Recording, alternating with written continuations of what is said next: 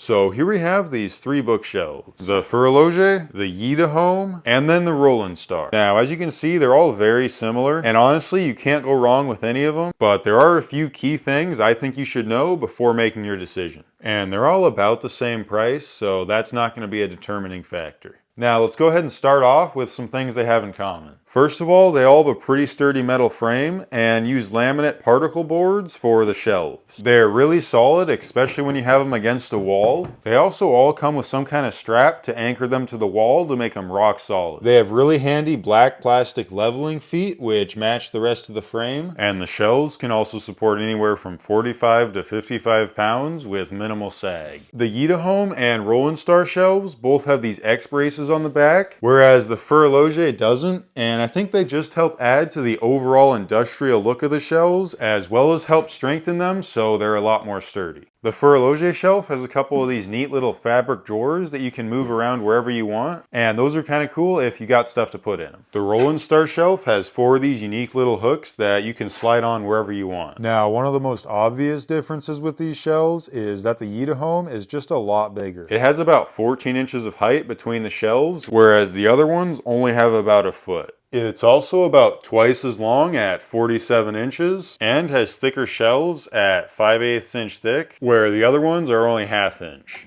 It was also a lot quicker and simpler to put together because you just had to attach the bottom to the top here with this bracket in the center and then use a couple screws to screw on all these shelves. But even though it was quicker, I'm not really a fan of the look of this bracket and prefer the more seamless design like this and this, where you can see the pieces are just slotted together. That being said, the Yida Home definitely wins on structural design because the shelf is actually sitting on the metal frame here. The other two just have a screw that go into each corner to support the shelves. The Yida Home just has single solid shelves with nothing on any of the sides, but both the Horloge and Rolling Star shelves have a back support, and then this one also has these side walls. So all in all, like I said before, these are all great shelves, but if I were to pick one, it would be the Yida Home. What gave it the win for me was how all the shelves are just sitting on top of the frame, which makes me feel a lot safer about putting a lot of weight on these. I also think this one has a bit more of an industrial look, which I really like, and that's because of the huge X brace in the back and all of these diagonal pieces on the sides. And even though it has one less shelf, there's just so much more space for the same price. The Horloge shelf would be a really close second, and that's because the price is just slightly cheaper than the Rolling Star,